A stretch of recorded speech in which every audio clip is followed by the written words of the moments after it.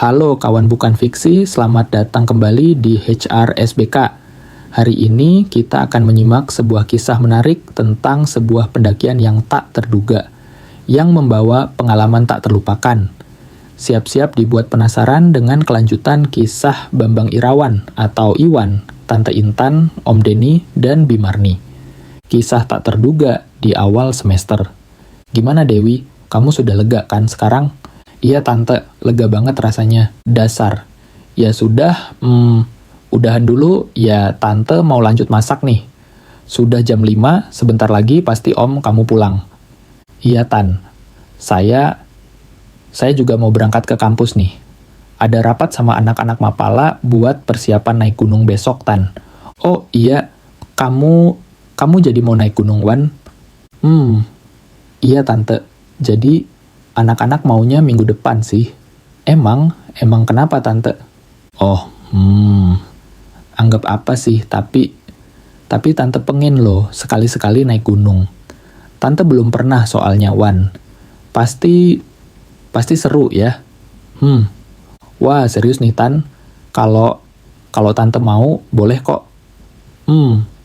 Asal kuat dan enggak banyak ngeluh Tante. Ih kamu, Tante ini biar udah kepala 4 masih kuat kok. Beneran ya Tante? Tante pengen ikutan Wan.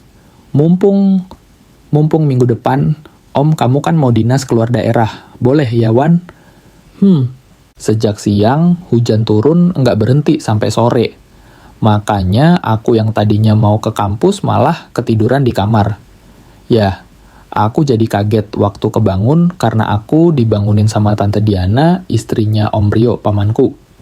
Kaget campur malu dan campur perasaan lainnya.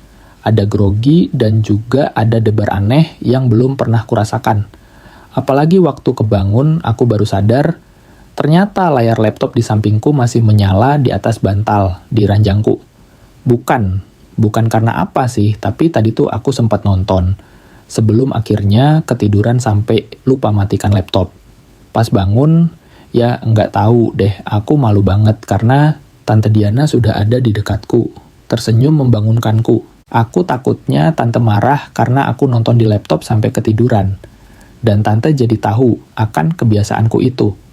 Takut saja sih, kalau Tante sampai lapor ke Om Rio, pamanku. Wah, aku pasti bisa dimarahin habis-habisan sama pamanku. Kuliah juga baru semester awal, tapi bukannya rajin belajar. Malah udah mulai suka nonton sendirian seperti itu. Dan udah pasti deh Om Rio bakal laporin aku ke mamaku, kakak kandungnya.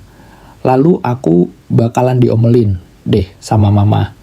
Tapi di luar dugaanku saat itu, Tante Diana sama sekali nggak marah padaku.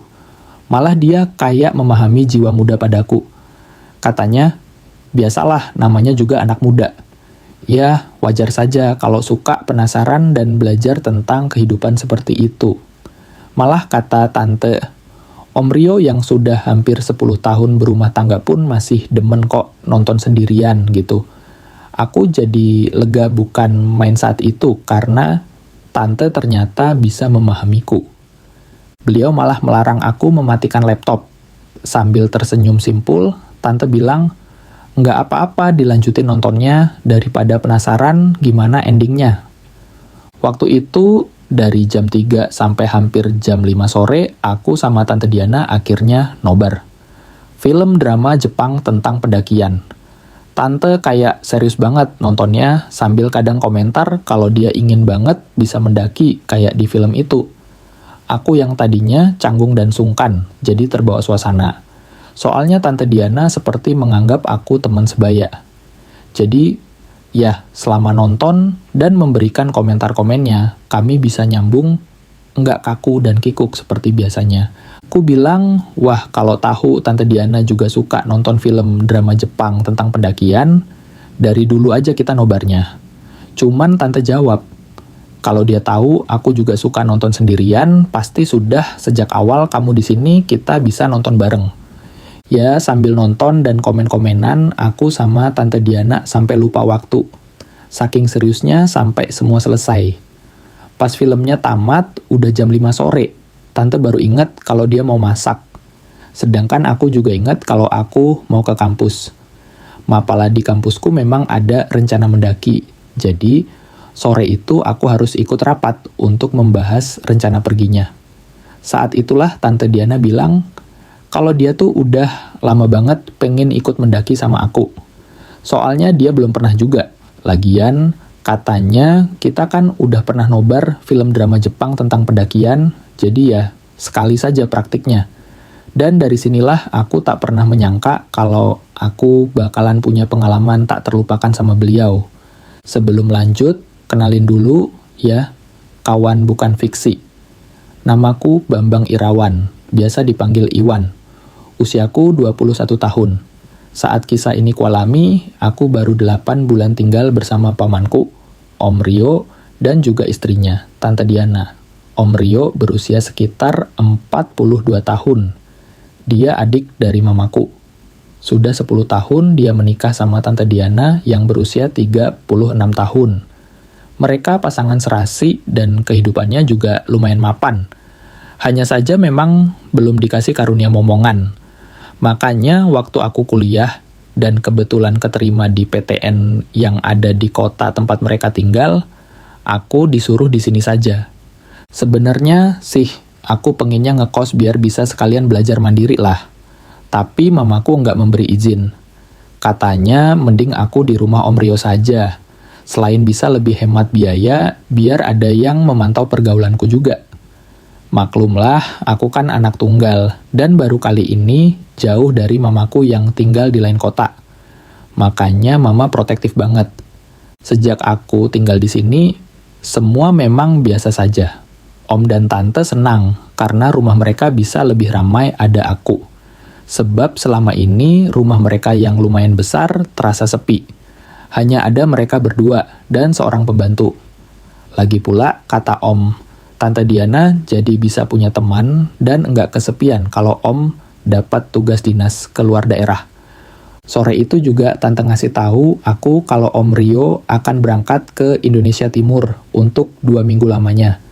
Makanya kalau mapala kampusku naik gunung minggu depan, ya Tante bisa ikutan biar enggak kesepian sendiri di rumahnya.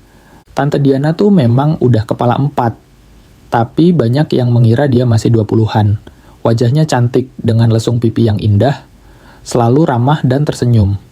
Kulitnya bersih dan badannya sangat ideal.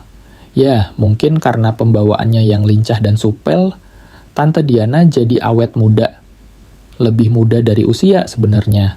Waktu Tante bilang mau ikutan mendaki gunung, ya aku senang saja. Lagian kalau pakai legging dan kaos ketat, wah Tante, pokoknya enggak bakalan ada yang nyangka deh kalau Tante bukan mahasiswa. Pasti bakalan dikira mahasiswa senior lah. Yah gitu deh, kawan bukan fiksi.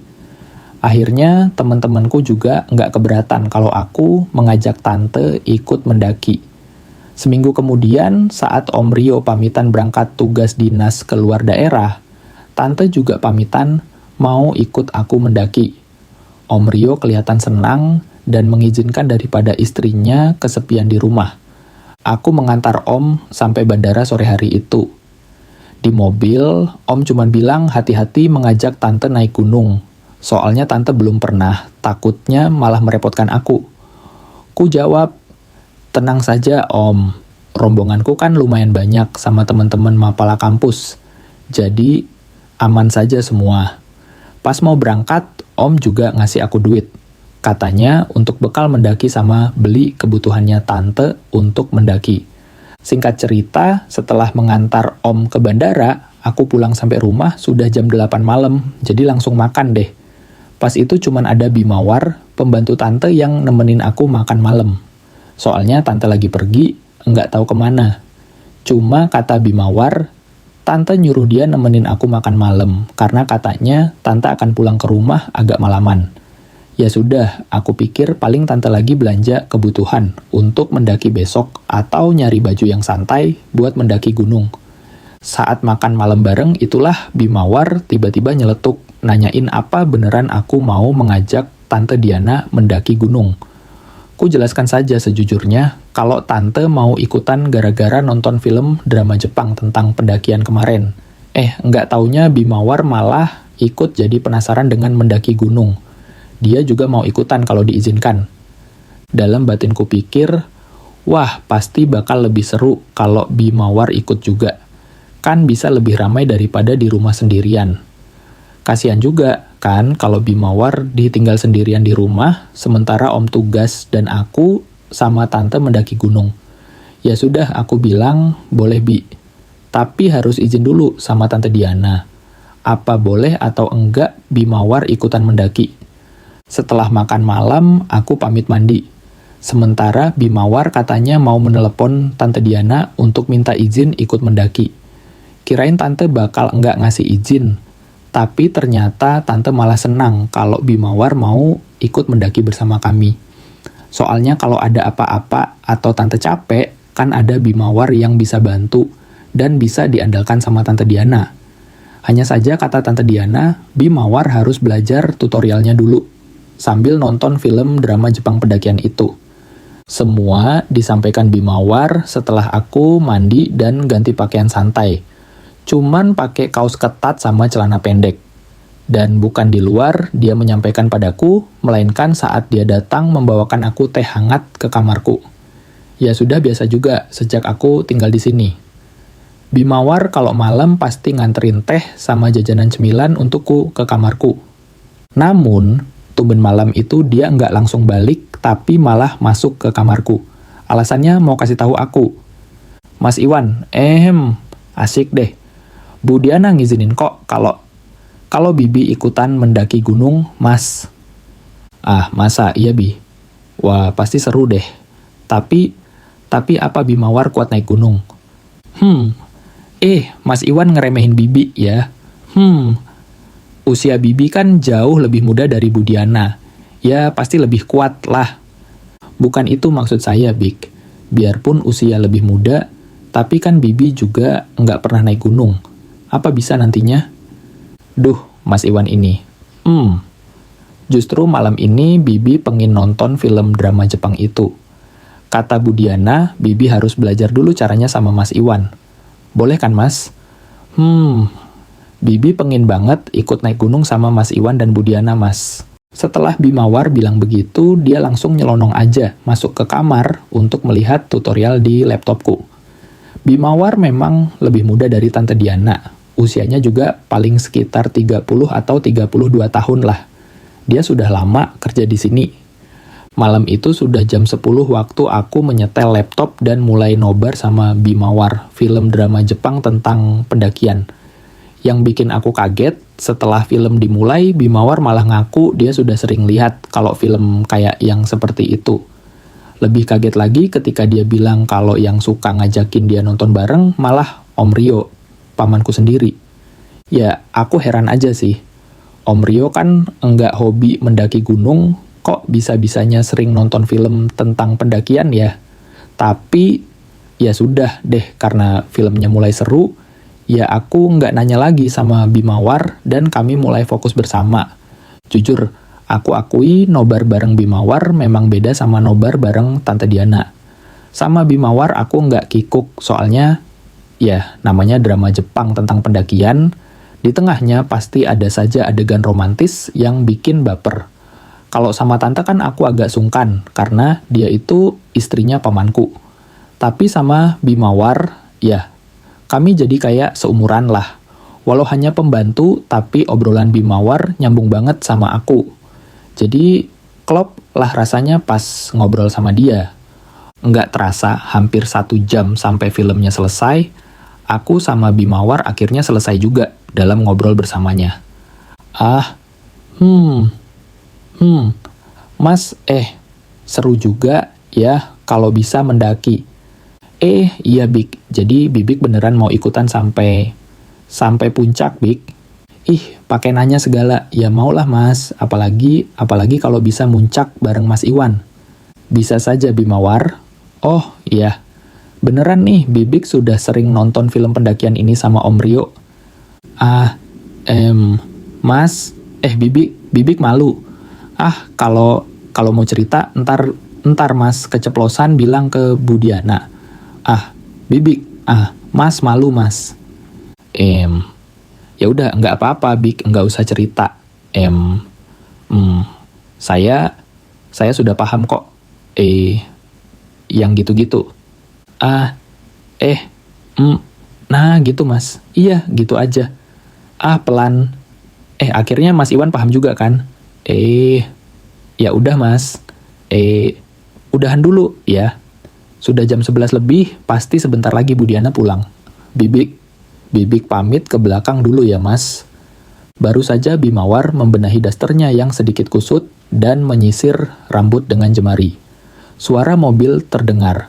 Tante Diana pulang. Aku segera bangkit menyambar kaos yang tergeletak, sedang Bimawar buru-buru melangkah keluar. Dia berlari kecil ke depan untuk membuka pintu gerbang.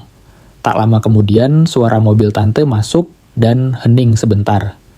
Dalam hatiku bilang, untung saja aku sama Bimawar sudah selesai.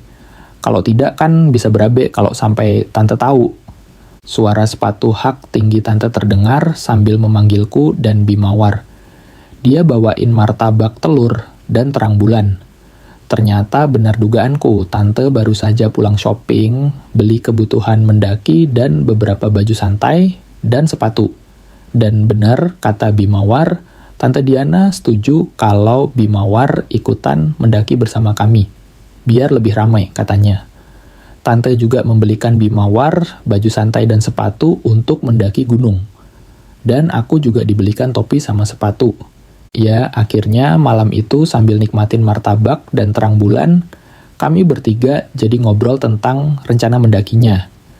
Jujur saja, malam itu aku beneran nggak sabar menanti hari pendakian. Pasti seru rasanya kalau bareng Tante dan Bimawar. Walau tentu saja aku bakal repot dan kewalahan kalau harus mendampingi dua wanita yang lebih berusia dariku sekaligus. Yah, begitulah kisahku kawan bukan fiksi. Bagaimana kelanjutannya? Nantikan aku ya kawan dalam episode kedua nantinya. Kawan bukan fiksi dari kisah Iwan, Tante Diana, dan Bimawar ini kita bisa mengambil hikmah bahwa persahabatan bisa terjalin dari mana saja dan dengan siapa saja. Bahkan dari hal yang tidak terduga seperti nonton bareng film. Namun, selalu ingat untuk bersikap jujur dan menghargai batas-batas privasi, terutama dalam lingkungan keluarga atau saat berbagi momen dengan orang yang sudah berpasangan.